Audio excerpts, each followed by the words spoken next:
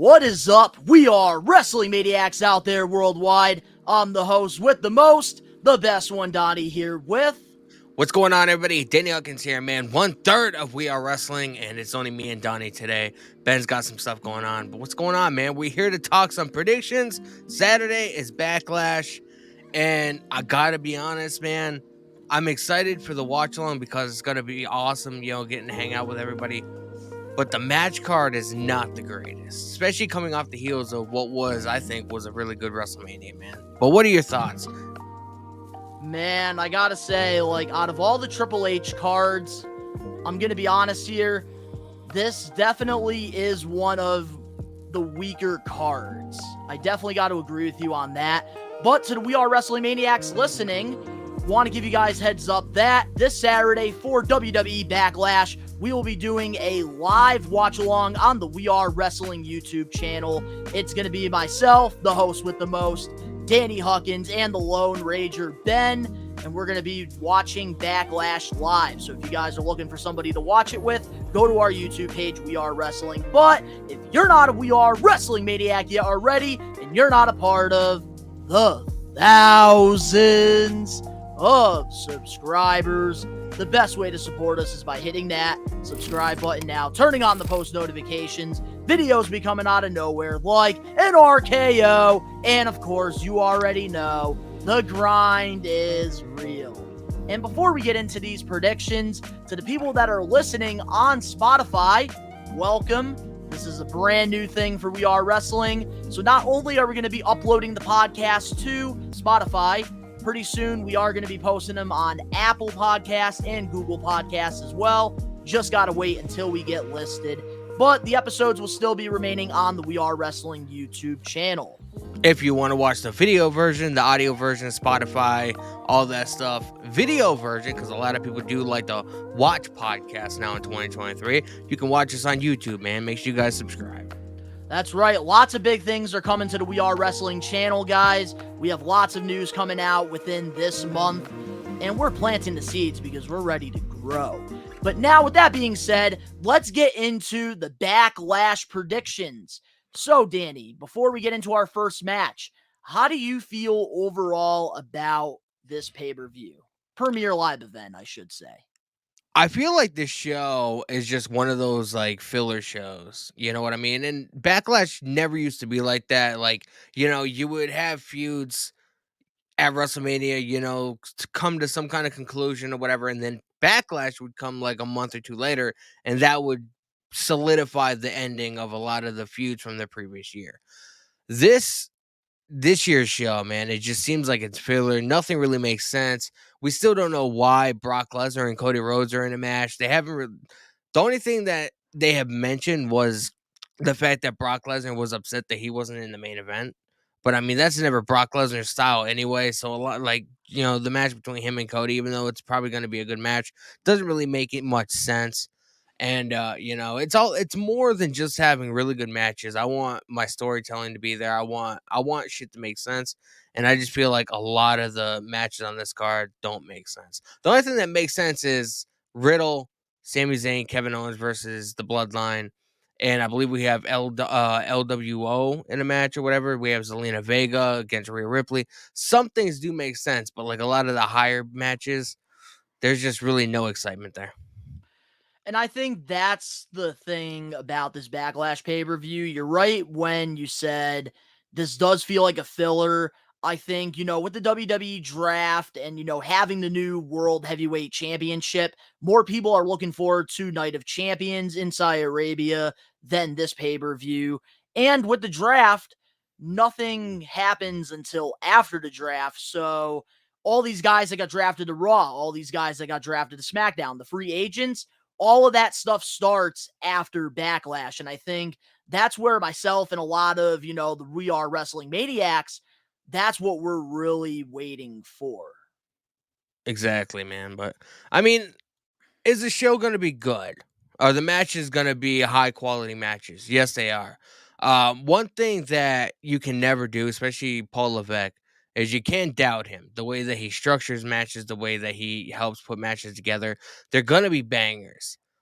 It's hard for me to get invested into a match that makes no sense, and there's really no story as to why it's happening in the first place.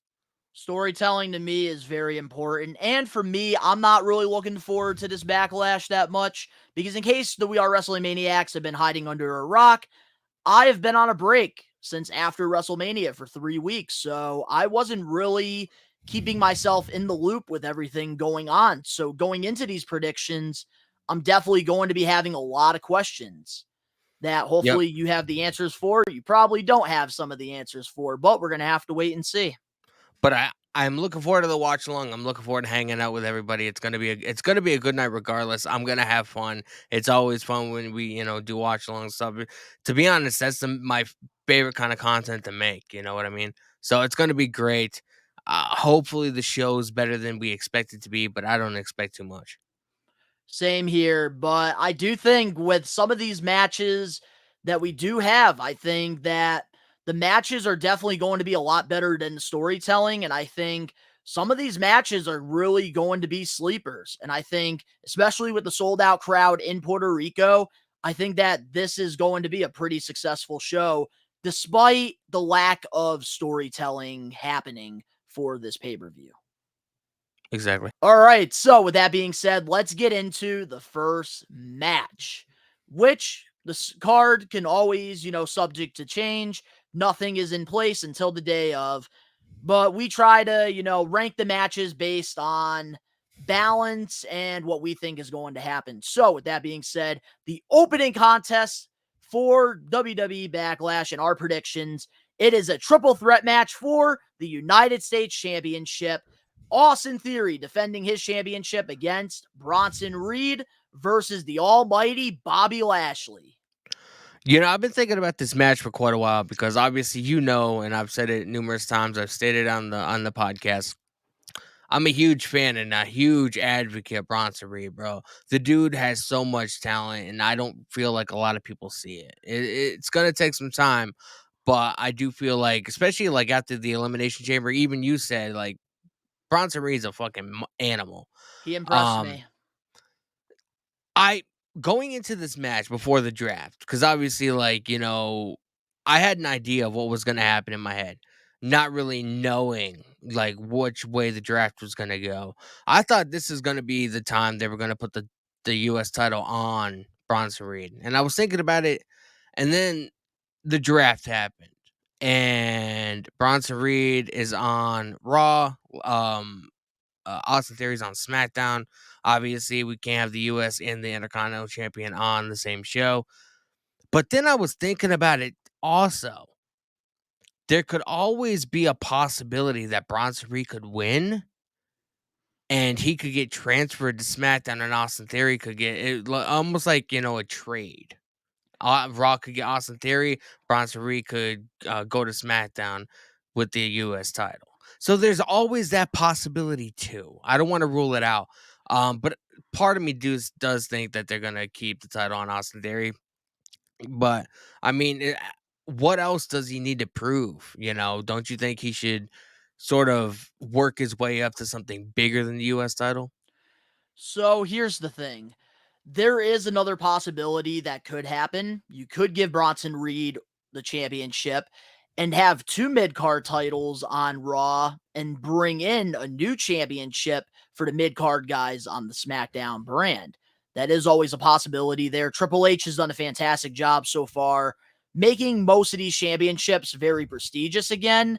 And I, think that especially with Roman Reigns' historic title run, being a part timer, not really being there much, I think it wouldn't hurt to have another mid card championship. But I understand, sometimes having too many Here championships could here's take away some of, the prestige in the other championships. here's my issue with that. Then you would have the Intercontinental US and World Heavyweight on the same show, with only those guys on that brand being able to fight for those. Hey, Not one of your favorite times, Danny, was the Attitude Era. And they had a lot of mid card championships, and they yeah, were but all very prestigious. yeah, but that was also before they had any kind of brand split. You know what I mean? Having had three main titles on one show for only that show superstars being able to fight for those. I mean, that leaves Raw is SmackDown 3 with hours nothing. though. Raw is 3 hours, so they do I have a know. lot of time, and having another mid-card championship could definitely develop more storylines and more, matchups, I think. Yeah, yeah, But I now like. like getting back now into the match, I think that definitely we all know what's going to happen realistically.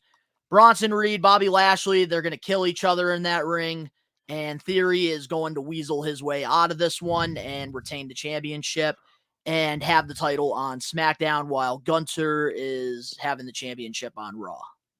Yeah, but it also opens up Bronson Reed to potentially have a match with Gunther. Not saying he's going to win, but it also gives that possibility too. I would love for Bronson Reed to be in a match with somebody of the same kind of stature as him, somebody that just destroys people. And I mean, I think Gunther and Bronson Reed will be able to put on a hell of a match. Bobby Lashley, I don't, I understand this match. First of all, this match Isn't shouldn't Lashley even. on SmackDown? I believe he got drafted I to the think so. SmackDown brand. I think so. But here's what I'm going to say about this. Okay. Originally, this match was going to be Bronson Reed versus Lashley, which would have been a better match. I don't think this match should have been a triple threat in the first place, especially if you're going to just have Theory retain. Like, there's no. I would have much preferred having Bronson Reed and Lashley in the one-on-one match and tear each other apart. Didn't That they would have have a been a really better good match. match on Raw that got great feedback a few weeks ago? They did, and Bronson Reed, he put on a hell of a match, and he had the flu during it. He was really, really, I really did sick. see a report on that, man. He was really, Huge really sick. props. And Bronson Reed, two weeks ago on Raw, he destroyed Bobby Lashley, and gave him the tsunami, and obviously, Theory got involved in the match Great or got name for involved. that finisher, man. Great name. Oh yeah. Um, Definitely. but this match should have never been a triple threat match. Especially it does not make if Theory wins, it does not make Lashley or Bronson Reed look any better than they are going into the match. That is true, but I think Bronson Reed getting this exposure in a sold out crowd on a premier live event is In going Puerto to do Rico, things for him because that is somebody that I really think the more we put him on TV, the better he is going to get. We saw it in the Elimination Chamber match. They put him in very good spots and he got over in that situation. So now putting him in a triple threat match against the almighty Bobby Lashley, who is a former WWE champion, who is very popular with the WWE universe, and having him, in the ring with Austin Theory, one of the most, brighter future superstars in the business.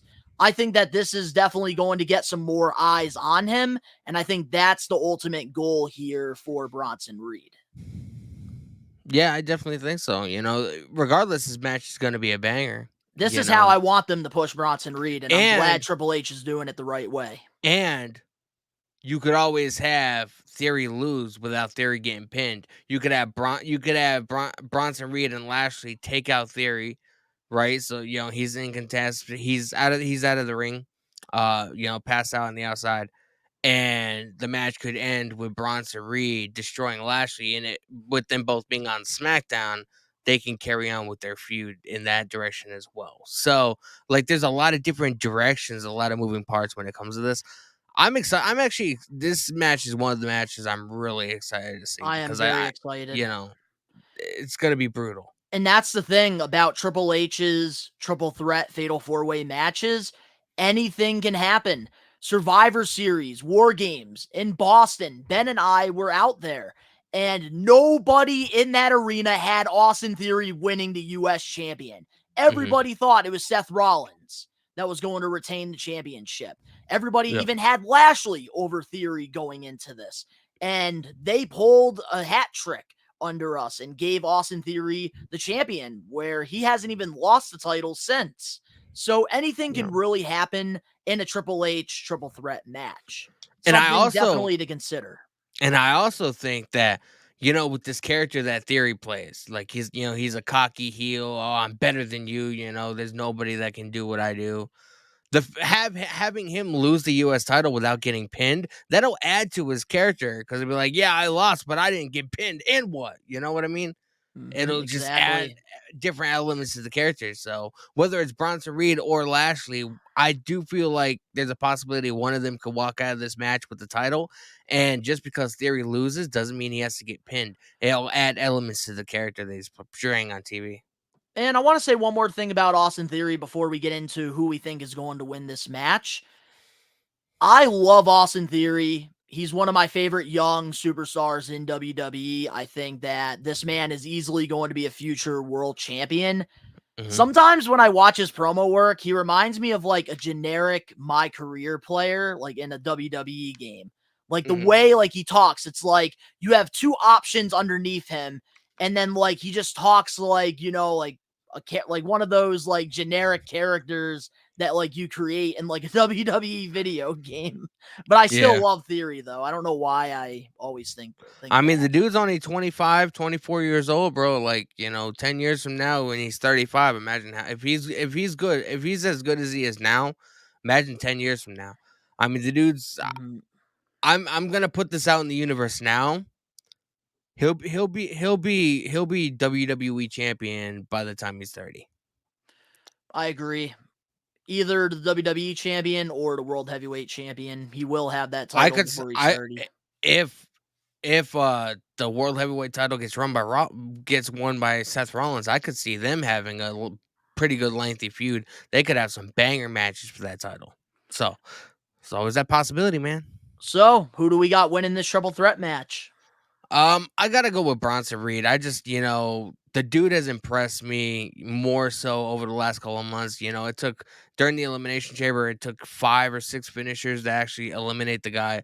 The dude's just a fucking monster, bro. He demolished Lashley on Raw a couple weeks ago, and the dude is just a ball of strength. Like, if he's hungry enough, he'll demolish anybody to get what he wants.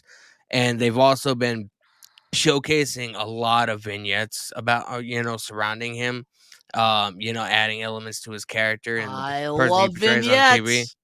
Yeah, I I love know what you they've been do. doing with them. I So love it.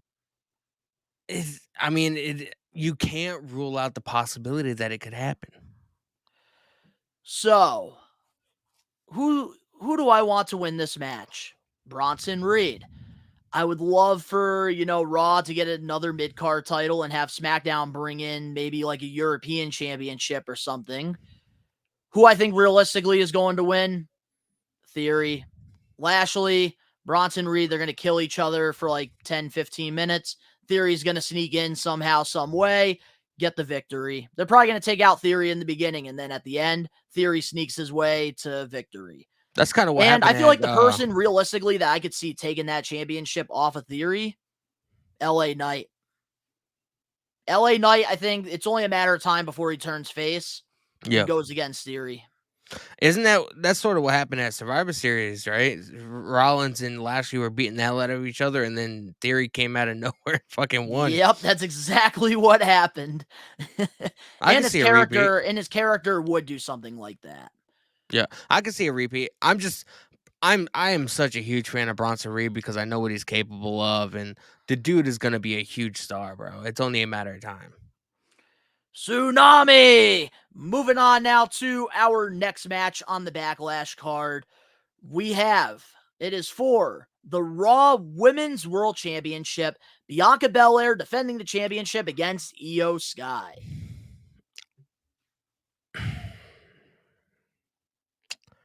Even though this match somewhat makes sense, it doesn't at the same time.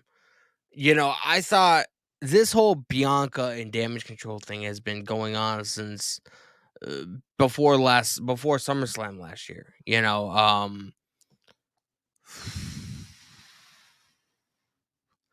I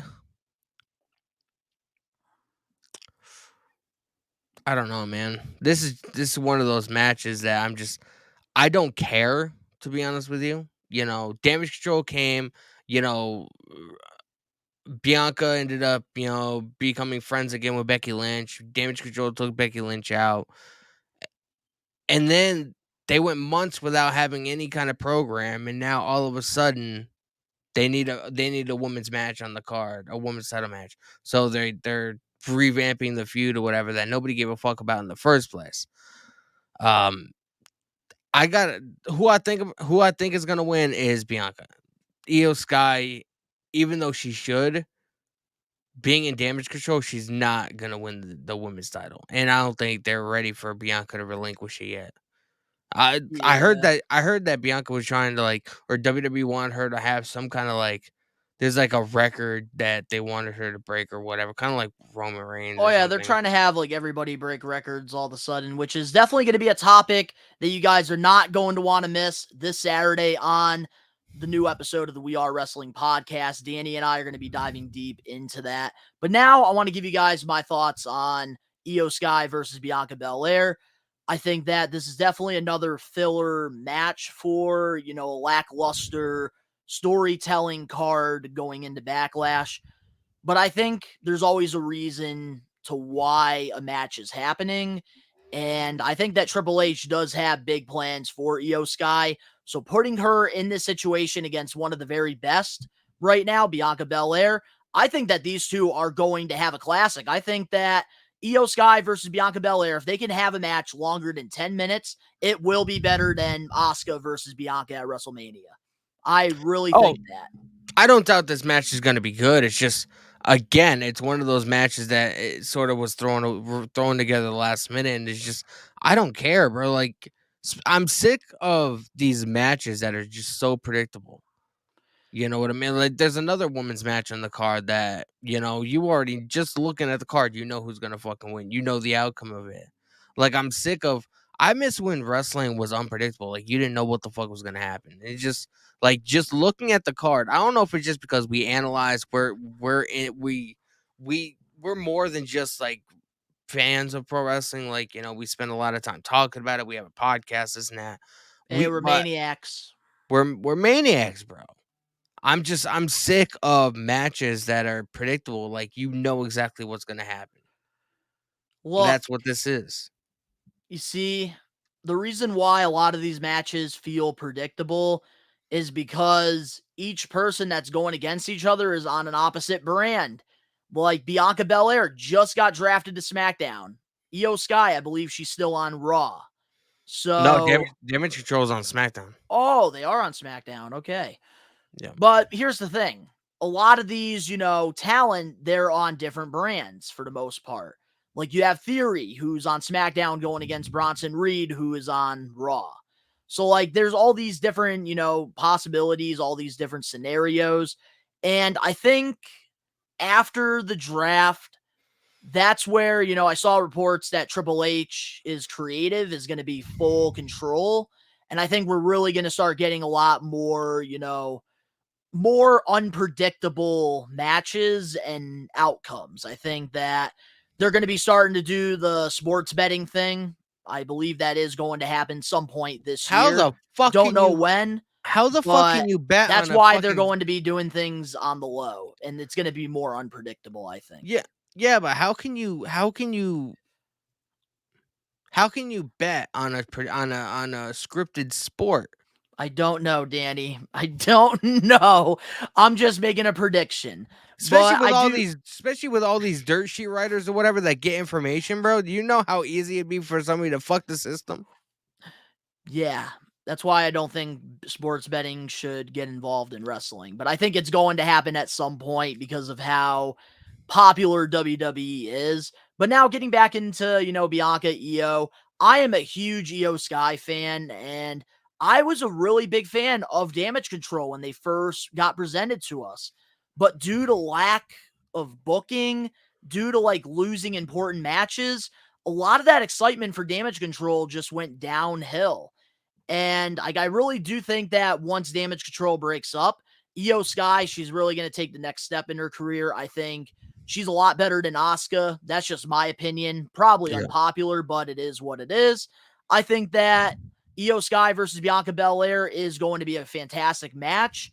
But I think that this won't be the last time we see Io Sky going for a world championship. You know what? You know what would have been two better matches for this card?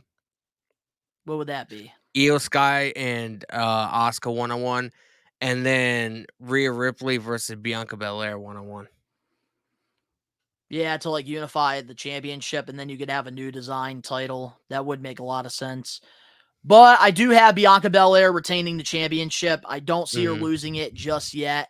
And I feel like her title run is going to be coming to an end pretty soon. But I don't know who it's going to be. That's something we're definitely going to have to stay tuned for. We're gonna have to watch the next couple of weeks, man, because I mean, a lot of people are excited to see Bianca and Charlotte Flair go 1-on-1. I hope to God, if that match does have to happen, whatever. I hope to fucking God Charlotte Flair does not win. I am so over the whole Charlotte Flair winning championships whenever the fuck she wants to. It's fucking sickening. All right. Well, with that being said, let's move on to the next match here. We have the American Nightmare Cody Rhodes versus the Beast Brock Lesnar. This is one of those matches at the beginning of the podcast. I was saying like how this match doesn't make sense. We don't know, you know, this past Monday was like the last time we were able to hear like, reasoning as to why Brock Lesnar attacked Cody Rhodes, and we have yet to get any kind of explanation. Um, Apparently, from what a lot of people are saying and what they've been saying on commentary is Brock Lesnar is upset that Cody was in the main event, that he's not, and that Brock Lesnar cannot challenge Roman Reigns again for the title. But that would make me think, like, if Brock Lesnar really legitimately was upset that he can't challenge Roman Reigns, wouldn't that give him the inspiration to take out each member of the bloodline 1-on-1? Why would he take out Cody Rhodes, who's in the same position that he's in? They both want to get rid of Roman Reigns, so why is Brock gonna take out Cody instead of taking out the Usos or Solo, or torment Paul or something, just to be able to have Roman Reigns get rid of that stipulation so they can have it just doesn't make any sense to me. Yeah, they definitely backed themselves in a corner in this situation here. Doesn't make sense at all. I know that they were supposed to have a tag match on the night after Mania, and Brock, before the match started, he attacked Cody Rhodes, and then we never really got an explanation from it. I know Cody Rhodes has been cutting promos, but that doesn't explain why Brock did what he did. And for me, going into this match, I think it's going to be a solid match, probably one of Brock Lesnar's better matches, in my opinion. But the one thing that is getting taken away here from me, in my opinion, with this match, I feel like there should be a stipulation involved in this match. Like when Brock, this storyline had the potential of being a John Cena versus Brock Lesnar type of match. And Mhm. we saw, Brock Lesnar make his return back in 2012 after Cena lost to The Rock. And Lesnar attacked Cena the night after, got a huge pop, and then going into Extreme Rules, because of course, John Cena, was going through some stuff after losing one of the biggest matches of his career, had to go against Brock Lesnar, who was coming off, being a former UFC world champion. And, we got to see like how brutal that was. Seeing Yeah. Brock Lesnar jump over the stairs onto Cena, all the blood gushing through Cena. Like Cody Rhodes versus Brock should have definitely had a stipulation in there to really show the hard times, the hardship, and to really, build this whole finishing the story with Cody. Exactly, and like I said, like it just is it going to be a good match? Sure, it's going to be fun. These two are going to tear each other apart. But it doesn't there's no explanation as to why Brock Lesnar would attack Cody Rhodes and be upset that he wasn't in the main event and that he can't challenge Roman Reigns. Why is it, oh, I'm going to attack Roman Reigns, so I can't face Roman Reigns for the title anymore. Let me attack this other guy who wants to beat Roman Reigns' ass too, instead of taking out a member of Roman's family. Here's the thing to me, Danny, that's not going to really make sense here. I feel like after Cody beats Brock at Backlash, Brock Lesnar is going to disappear. And I think at SummerSlam, we're going to be getting Gunther versus Brock Lesnar for the IC title. And I feel like what's going to happen, it's not going to make any sense at all, because how are you going to have Brock Lesnar go from being a babyface back to a heel to then being a babyface? Because we all know Gunther and Imperium is not going to be babyfaces. I didn't even see Brock Lesnar's heel turn. I just saw him attack Cody Rhodes. And I feel like that's like, him like turning heel, but who knows what's going to happen. The match is going to be fine. It doesn't make any sense, Like I said, like I wish it was like a Falls Count Anywhere match or something. if somebody attacked my family, like hypothetically speaking, somebody attacked my family, right? I'm going to attack somebody of their family. I'm not going to just go off, and attack some other guy who has nothing to do with it. You know what I mean? It just doesn't make any fucking sense, and it drives me crazy, bro.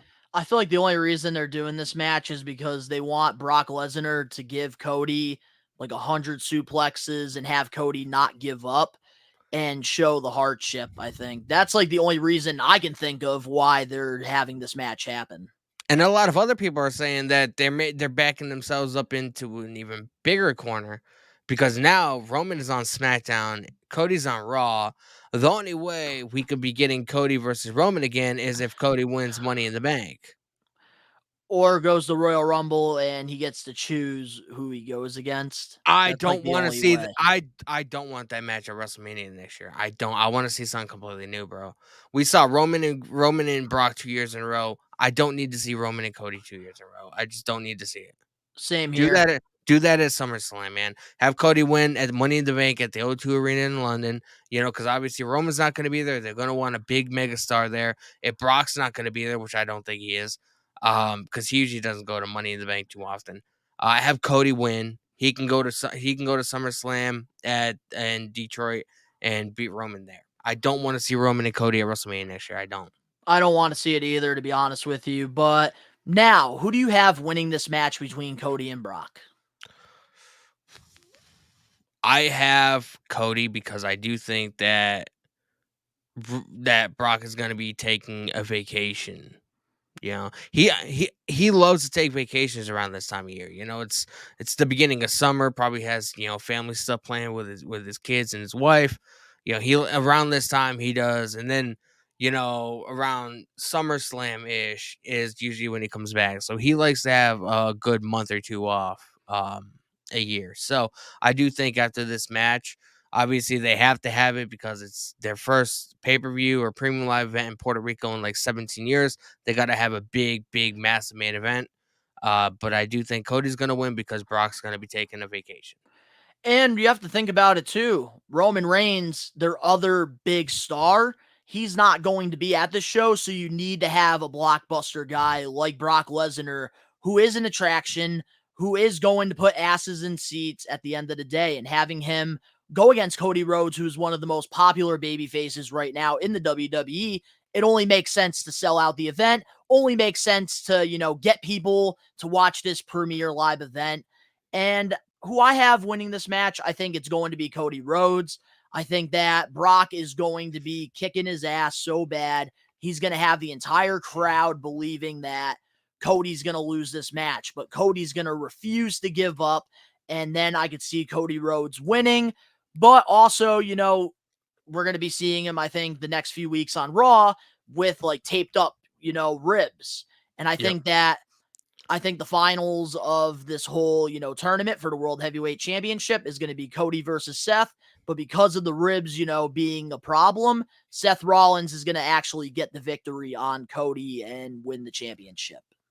I could definitely see that happening. Like I said, this is going to be a fun match. It's going to be an entertaining match. Hopefully, Brock wants to go more than 5 minutes. I'm just not into the story because there is none. I wish it was 10 minutes, I'm happy. 10 minutes or more, I'm happy with this match. But honestly, I think that this is just going to be a part of Cody's story. And that's like what I'm looking at it from. I think that Brock Lesnar, realistically, what they're doing here is trying to have him put Cody Rhodes over so that, people are not thinking as much about the loss that he had at WrestleMania with Roman than, having this match with Brock. And it's only going to, push Cody more into the story to get to Roman Reigns. Yeah, it's all part of his story, all part of his adversity, and I feel like when Cody finally does dethrone the tribal chief, he's gonna be the biggest baby face on the fucking planet. So I'm Absolutely. looking forward to seeing how the story plays out. There's just sitting here thinking about it and talking about it, like, there's like five other things I would have done, to get people invested in this match, other than, oh, Brock is upset about the main event. Oh, yeah. There's a lot of things all of us would probably do better than this. But it is a filler because of the draft and because of, Night of Champions and stuff. So this I feel show, like the I storylines and stuff are going to be more lackluster. But I think the matches could definitely carry this event and turning it into a solid show. Backlash has pretty much been a filler show since probably like 2008, 2009. It hasn't really, like, it's lost a lot of his, prestige. It used to be such a good show, man. One of the biggest I'll tell shows you the besides Smack. I'll tell you no. WrestleMania. I'll tell you something. The SmackDown Live, Backlash back in I think 2016. That was actually a really good Backlash pay per view. Just wanna because around that time when they did the draft and stuff, like SmackDown and Raw, like the way that they did the draft, both brands were so equal. Where like SmackDown Live really became like the land of opportunity. And like a lot of these guys really took, the opportunities and, ran with it. I don't think I watched that show. That was Definitely around a the show you're gonna have to go back and that watch. was that was around the time, my youngest daughter was born, because she was born at the end of April. So, around that time I was sort of, my focus was elsewhere. And obviously that was before I started podcasting and stuff like that. So I'll definitely have to go back and check it out, and I'll give you guys my thoughts on a future episode of the podcast. So moving on now to the next match we have here. It is for the SmackDown Women's World Championship. Rhea Ripley defending the championship against Zelina Vega from the LWO. This is another match that I have an issue with, because the whole premise around this match is Zelina Vega being a Puerto Rican woman wanting to wrestle in her home country. Does it get any more fucking racist sounding than that? Even if Zelina Vega even said on SmackDown, "Yeah, I'm Puerto Rican. I should be at the show." Like, son messed up about this whole entire thing. Usually, when it comes to a pay per view, especially one like this, being, the first time since 2005, being, having a pay per view held, they're going to want a hometown hero to, wrestle there. And Zelina Vega's had a very underrated career throughout her, wrestling career. And I'm And, fine at for that, her to but have this opportunity on, the big stage here in her hometown, going for, the world championship, that's why they're doing it because she's going to get that pop, that hometown pop. And especially right now with the LWO being very popular, getting very over with the crowd, selling merchandise right now in the top 5, I think that, this is a great way to get more eyes on her because a lot of people know her for being a great valet, being a great manager. That's pretty much what she's done in WWE. And now she's getting the opportunity to showcase what she could do in that ring because before WWE, she did, wrestle. She did wrestle in them gymnasiums. She wrestled in TNA for a little bit. She did a lot of underground work to get to where she's at today, and she hasn't been able to show it. I still have an issue with it though. Like, I don't have an issue with the match. I have an issue with how it's being structured. And I don't even think Zelina Vega's ever lived in Puerto Rico, bro. She's from New York City. That's our home country. Like, she is Puerto Rican. So obviously, I guess, ancestry wise, all Puerto Ricans are from Puerto Rico in a way. but I don't think she's ever lived in Puerto Yeah, but I Rico. think her family, they they were born in Yeah, Puerto but Rico. still, this match should be involved with her ability in the ring, not because, oh, I'm Puerto Rican. I deserve to be at the show. Yeah, Like, but I don't think that's like the way that like they're trying to approach the situation. I think they're trying to have her on this show so that she can show what she can do, especially in, a crowd that's going to be behind her. I don't know. All I know is last week on SmackDown or the week before, Zelina Vega was like, "I'm Puerto Rican. I want to be at the show. I want to match with Rhea Ripley. It's in Puerto Rico. I'm Puerto Rican. I need to be there." That's what this whole match is surrounded by. Well, they've We been need, building her up like an underdog too. Like I did like yeah, how she but like asked Ray for advice. I yeah, but I don't I just have an issue with race being brought into it, bro. Zelina Vega, she should have this match because she deserves it. She's good in the ring. She's a good character. She gets over with the crowd. I don't give a fuck if she's brown, red, purple, orange. I don't give a fuck. I don't think race should be brought into any of this.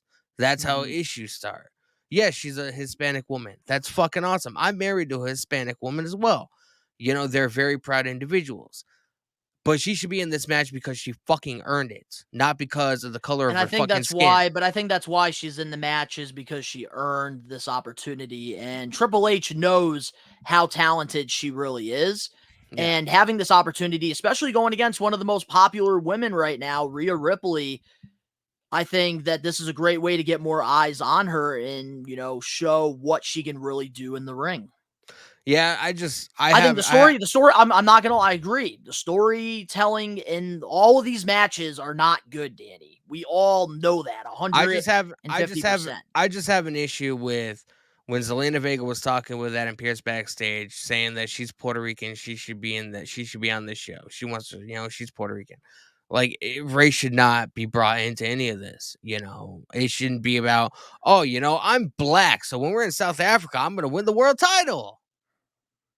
But Like, that's it's the just it doesn't make any sense to me, and I don't like it. No, like I understand where you're coming from, but now who do we have winning this match?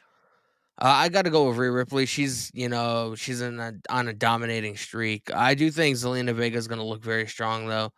Um, I feel like Judgment Day are going to get involved in some way, and maybe LWO come out and they have a big brawl. Obviously, later on in the night we have Damian Priest going against Bad Bunny, which to a lot of people, Bad Bunny is synonymous with Puerto Rico, so like that's going to be everybody's main event that everybody's going to want to watch.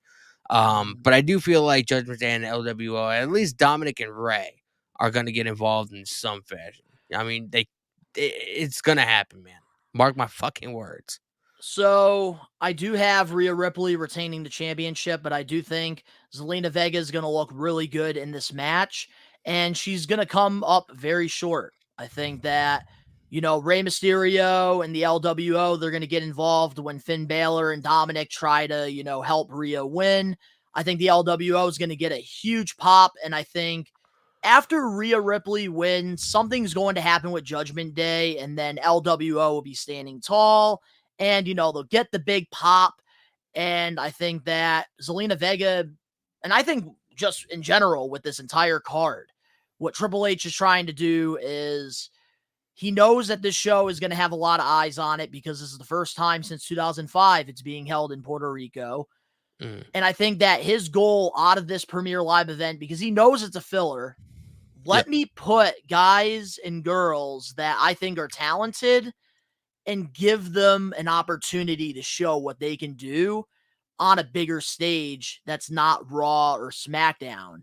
Yep. And, to get more eyes on them. Like, I think Bronson Reed in the triple threat match, he's going to look very good because last time we got to see him was Elimination Chamber and he looked really good. Yep. We go into Bianca versus Io Sky. Io Sky has not had an opportunity like this on the main roster. So her going against Bianca Belair, one of the most popular women, I think that eyes are going to be on Io Sky. Yep. Then you have Cody and Brock. Great, match to, fill the arena with the seats. Then, obviously we have Bad Bunny and Damian Priest, and we have not seen Damian Priest get an opportunity since, not being a part of Judgment Day like And it's a this. San Juan street fight, bro. And he's getting an opportunity on a premier live event that a lot of people are going to have their eyes on. So I think overall the plan here is, and it's unfortunate, the lack of storytelling has shown the past few weeks. Yeah. But their goal here is to put these guys and girls over. There's a statistic. I was watching somebody's live stream. They were reviewing, what was that? I think it was Monday Night Raw, or either that or it was last Friday night on SmackDown. Somebody mentioned a statistic that uh Santos Escobar and them, like LWO, like they have they've only won like one or two matches since they've been on the main roster. Yeah, they have not been winning a lot of matches, Like which to they're me is over. mind blowing. Apparently they're the top merch sellers in the division, but Yes, they are. they're not winning any matches. So what could WWE do creatively to get them even more over? Because LWO, they were huge in WCW, being led by Eddie Guerrero, obviously. Um, so what could WWE do to really put them on the next level? I think it's all going to have to do with the WWE draft. I think now that Raw and SmackDown, there's going to be some structure in the WWE Hopefully. now. I think that the LWO, they're going to, pick up a lot of momentum now that Triple H is going to be taking the full reins after, Backlash moving on. I think that the LWO, they are going to pick up some wins and maybe become tag team champions, maybe, if they keep this momentum. I could see it, man. Like, you know. But it's gonna be cooler because and I've even taught mentioned this. Obviously, JD McDonough from NXT, he got drafted to the main roster. I do think it's a very real possibility that one or two things could happen. Rhea Ripley and Dom could leave Judgment Day, and JD McDonough could, be a part of them. That way it's three instead of 4 or 5 guys. Mhm. I do think we see Dominic at the end of the story. I do think we see Dominic begging his dad to allow him to join the LWO. I see it. The Man, writing is on Dominic the has wall. so much heat right now. Don't fix something that's not broken. I don't think it's gonna happen soon, but I do think at the end of the story, it's gonna happen. I just he's gonna have this epiphany in his head, and he's gonna beg his dad. He's gonna beg his dad for forgiveness, and he's gonna beg his dad to allow him to join the LWO. I guarantee you that's exactly where the story's going. And pretty soon, Rhea Ripley is gonna be such a big megastar. She's not gonna need a group behind her. She's gonna want to go out and demolish the entire women's division, which again brings in JD McDonough. Very I true. mean, the writing is all on the wall, bro. We're just going to have to wait and see with what happens. But now, moving on to our last match before we get into our main event, we have a 6-man tag match. We have Riddle and Sami Zayn and Kevin Owens going against the Bloodline. I am happy that this match isn't just like a WrestleMania rematch, because obviously we already saw it. And that Thank God. one of the best SmackDown main events I've seen in a long time. Um, I love Kevin Owens. I love Sami Zayn. Riddle, I used to hate him and then I liked him, and now I'm just like certain things that he does are fucking hilarious to me, and I laugh so hard my ribs hurt. And then other things that I'm like, yeah, bro, that wasn't that funny. I do think that it makes perfect sense as to why they're facing the Usos and Solo, and it gives Solo, a big opportunity. They have been building up Solo, man. He's another guy that's going to be a future world champion. Like once Roman is gone, bro, he's going to be the head of the NY family in the pro wrestling business. Even more, he's more over than the Usos, and the Usos have been in WWE since what, 2014, something like that, 2010. 2010. Solo's only been in for not even a year yet, and he's more over than the Usos. Like the dude is just they put a rocket ship on his back and fucking sent his ass to the moon. So I'm really looking forward to this match. They have to involve Riddle because obviously Solo's the one that took out Riddle for those couple of months or whatever, when in It reality, makes sense. Riddle had his issues or whatever. Um, I'm just wondering where they go from this. I do hope, and from what I know, not this week, but next week, Roman returns to SmackDown. Mhm. Obviously, we saw the Usos get drafted to SmackDown.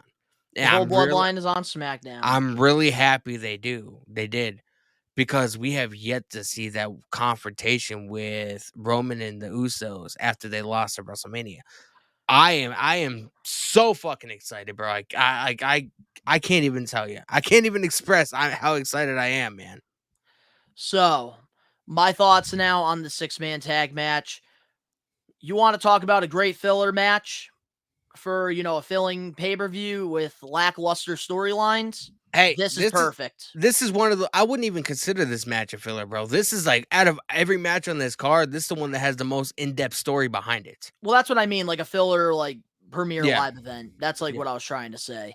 I yeah. think that, this definitely does have the more storytelling involved here. And I think that this is going to be a fun match. I think that it can definitely go both ways. Definitely unpredictable here because, of course, after Backlash, Kevin Owens and Sami Zayn, they will be on the Raw brand, which I know them having both titles, they'll probably be going to both brands, defending them.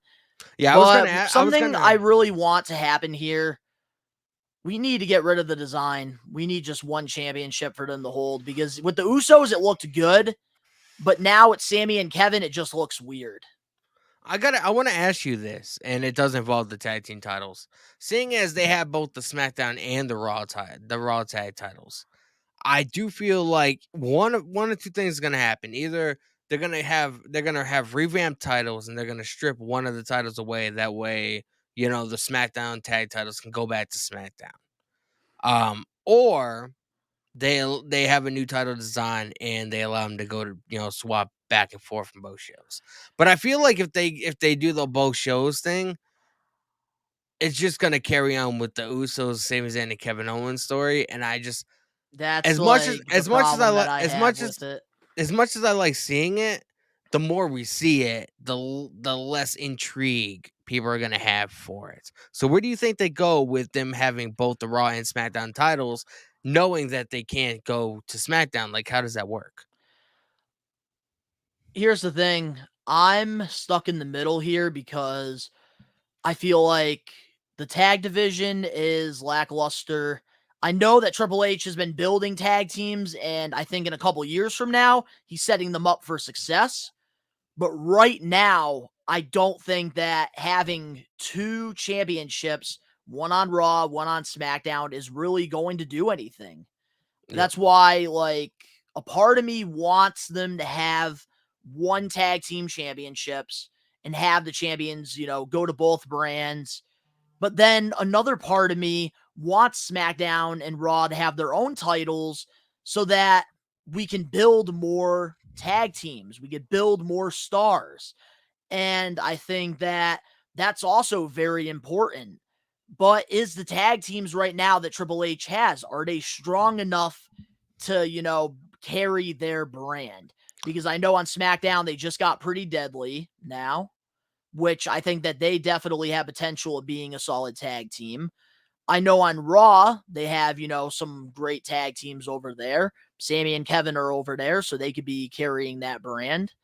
So there's a lot of things that they could do here. So for me, I'm really stuck in the middle. I think having one title on Raw, one title on SmackDown, that's better structure, but there is a little bit of a lack of, big legitimate tag teams that could be Yep. champions. Yeah, they don't. They definitely are very lacking in like the women's division too. How many tag team partners has fucking Natalia had over the last couple of One thing months? I'm very impressed with Triple H drafting some NXT tag teams because in the women, Yeah.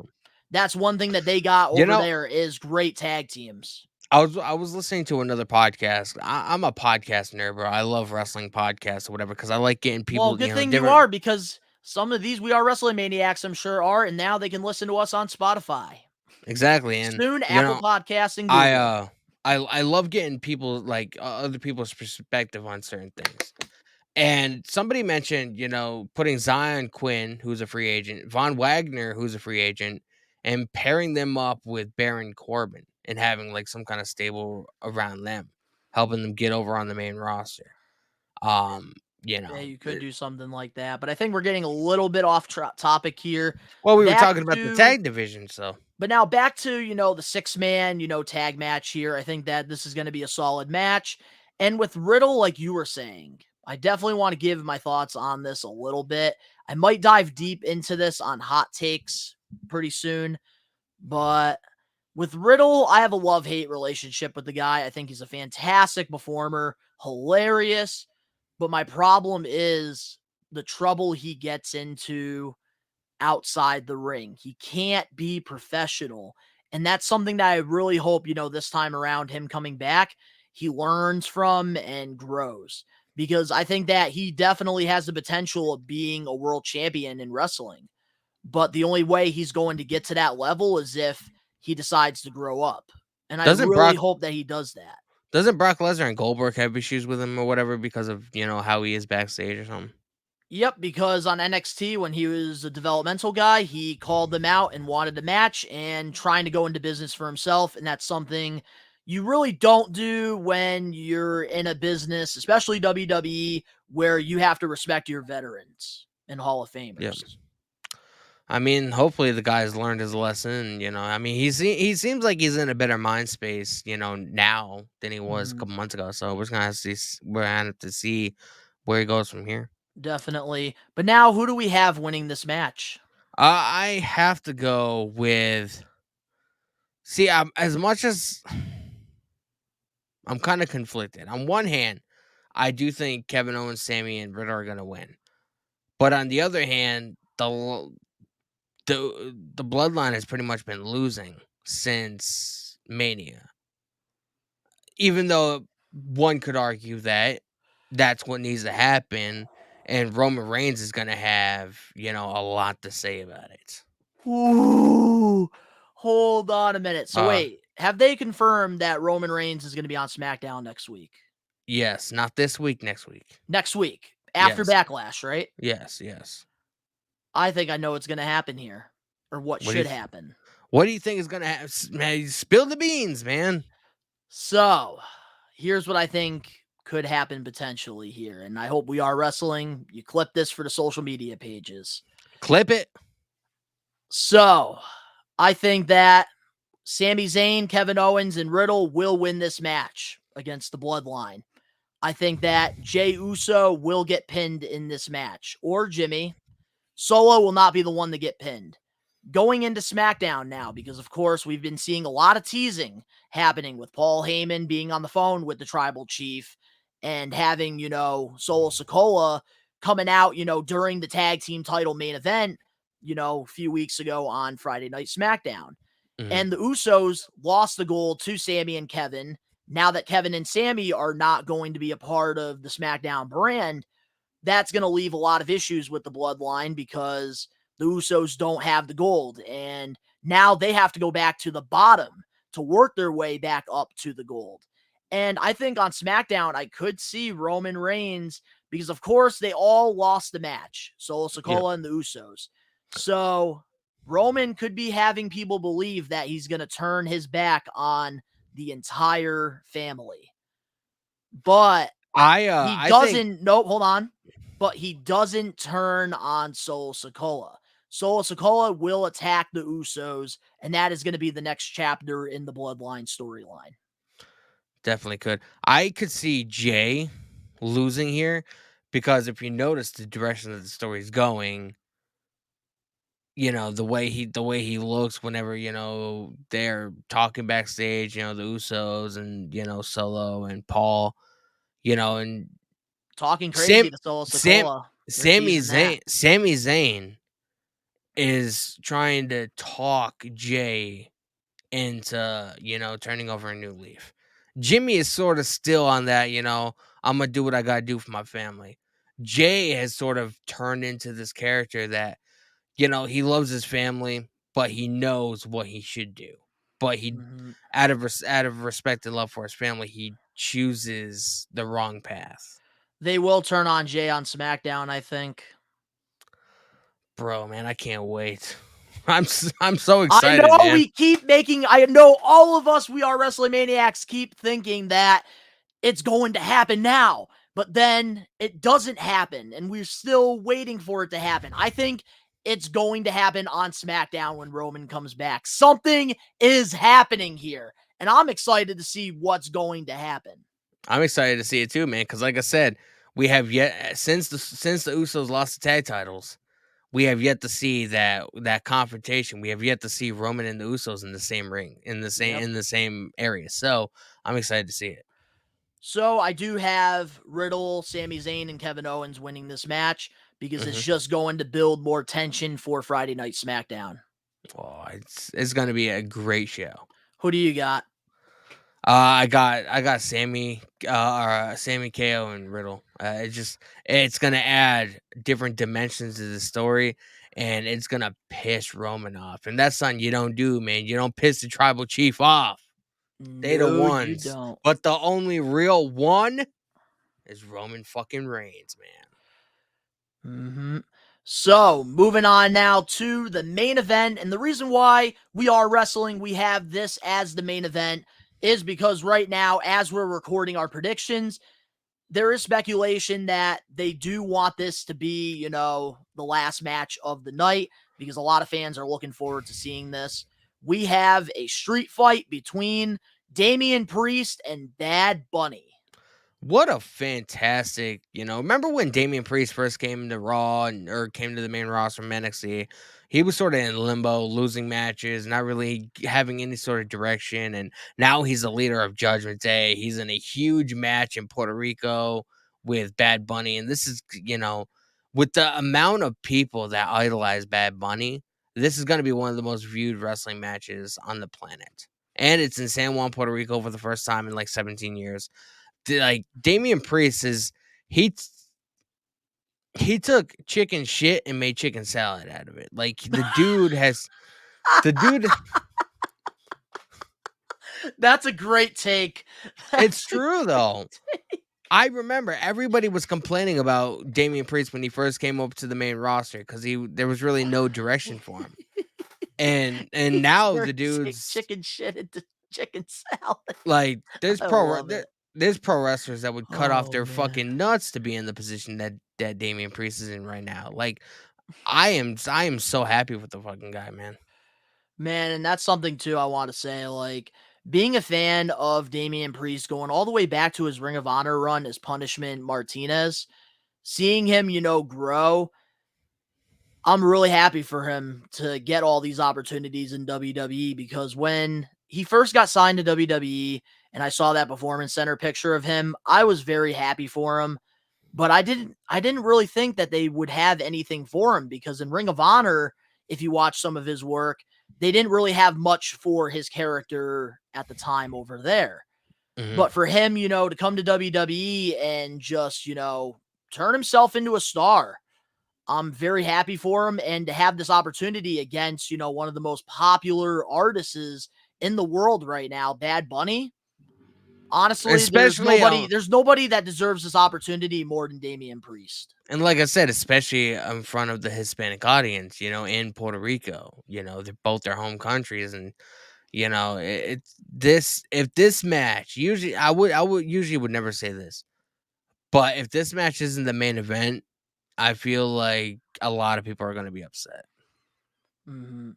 And that's the thing, like, this will be Bad Bunny's first singles match in WWE because there is some long-term storytelling involved in this because didn't Bad Bunny team with Damian Priest to go against Miz and Morrison at Yeah, WrestleMania? they Bad Bunny and Damian Priest were really good friends, man. They They, go back. when Bad Bunny he helped train Bad Bunny at the Performance Center. When Bad Bunny came to Monday Night Raw those couple times or whatever around WrestleMania 38, or 37, can't remember which one it was. Um, they would just be really, really, really good friends. And now that they're at odds, Damian Priest is sort of that heel asshole, and Damian Priest is, or Bad Bunny, like he knows he's smaller, but he's not gonna take any shit. He's not gonna get pushed around. So Mhm. in a way, Bad Bunny is sort of the underdog character in this story. And I gotta say, I'm really looking forward to this match. I want to see what Bad Bunny can do in a singles match because I know with Logan Paul, he started off in a tag match teaming with The Miz. Mhm. And that's how he kind of got his foot in the door and then ended up having, a singles match against The Miz, who he teamed with. Now Bad Bunny's going to be going against Damian Priest, who, he's teamed with. So it's Mhm. going to be very interesting to see what happens. And honestly, for, this pay-per-view, this premier live event, I think that especially with the lack of storylines, this one right here is a great match to, really get some eyes on Damian Priest.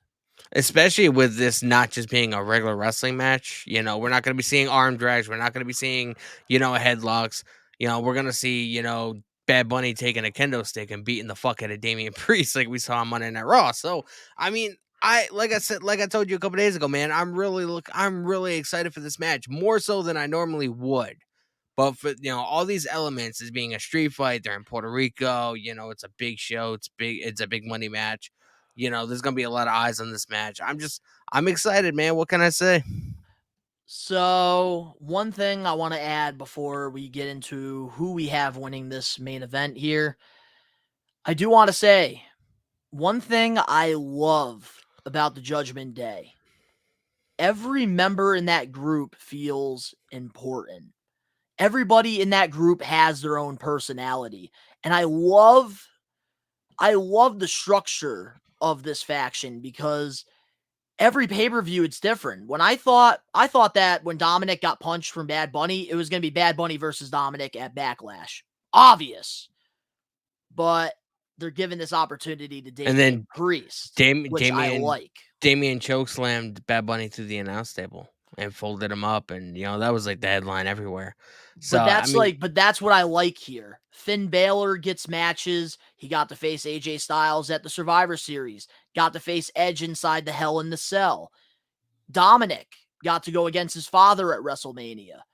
Rhea Ripley, don't she's, forget putting on great matches. At WrestleMania, Bad Bunny took the chain away from Dominic because he was going to cheat to beat his father. Yep. And that's the thing, like, Damian Priest also gets himself in matches as well. And I think if you want a faction to succeed, that's how you have to do it. And with the Judgment Day, they have done a fantastic job so far. Exactly. It's gonna be a good match, man. I have I have Bad Bunny winning this match, man. He needs a big victory, and I do feel like with all the elements to this match that I previously stated, um, I do believe that Damian Priest could stand to lose a match. He's been on a good roll. Yeah. Bad Bunny doesn't perform that often. This is in Puerto Rico. I do feel like Bad Bunny it's going to be a hard hitting match. Damian Priest is not going to go down without a fight, but I do think maybe Bad Bunny, hits him so hard that he just KOs, and there's no possible way for Damian Priest to get back up. And he finally, capitalizes on it, goes for the 1, 2, 3, and Bad Bunny wins. So that's what I think is going to happen. This is going to be a very fun match. I'm really looking forward to seeing this. I think that Bad Bunny is going to beat Damian Priest. I think that Damian Priest is not going to look bad at all in this match. I think that there's going to definitely be, a lot of candlestick hits in this match. I think that these two are going to put on, a great main event match. And I think that Bad Bunny, another reason why I think Bad Bunny is going to win is because Zelina Vega is not going to beat Rhea Ripley. And I think what's going to happen is Bad Bunny's gonna win, send the whole crowd home happy. And there's the end of WWE Backlash. Go into Monday Night Raw with the Raw brand. Then we go into SmackDown with the SmackDown brand, and we really get started the next chapter in WWE. I hate to do this, and it's a match that I even forgot was going to happen. But there's one more match on this fucking card that we haven't talked about yet. Omos. Oh my god! I was really trying to get away with not talking about it. Omos and Seth Rollins, man. And I wanted to forget about it too.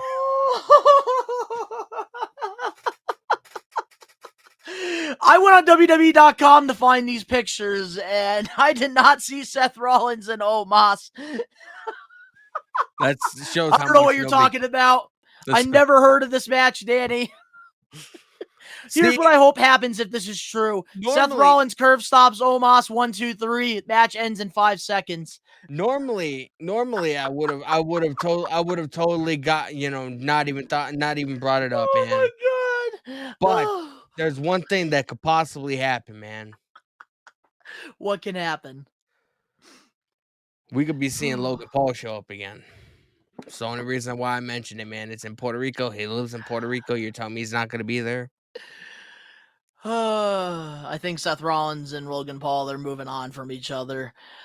I don't know what you're talking about. Never heard of this match happening at all. Match not happening. Match is not happening. If it is, 5 seconds. Rollins gonna kick Omos in the nuts, hit him with the curve stomp. 1, 2, 3. Match is over. Yeah, man. So that was our prediction video for Backlash, man. Make sure you guys like, comment, subscribe. Check us out on Spotify, Apple, all that bullshit. Give us a 5-star review. We need it, man, because I would like to think we're a very entertaining podcast hosts. I think so. But to all the We Are Wrestling Maniacs out there worldwide, let us know in the comment section below who you guys have, for your predictions for Backlash. We'd love to hear it. And this Saturday, we'll be doing a watch along on the We Are Wrestling YouTube channel, watching Backlash live. So if you're looking for, a buddy to watch Backlash with, well, we could be your buddies. If you enjoyed this predictions for Backlash, make sure to smash that like button now. Give us a 5-star review on Spotify and all the other podcasting services that the We Are Wrestling brand is on. If you're not a We Are Wrestling Maniac yet already, subscribe, turn on the post notifications. The link's down in the description below on the YouTube descriptions. You can follow Danny and I on our social medias and other YouTube pages, all that down below. In addition, you want shorter clips of the podcast. You can't sit through an hour of us just talking about pro wrestling. Recommend you guys to go follow us on TikTok, Instagram, Facebook, and Twitter. We're posting clips on there every day. All the links down below. And of course, to all the We Are Wrestling Maniacs out there worldwide, we are taking over. Peace.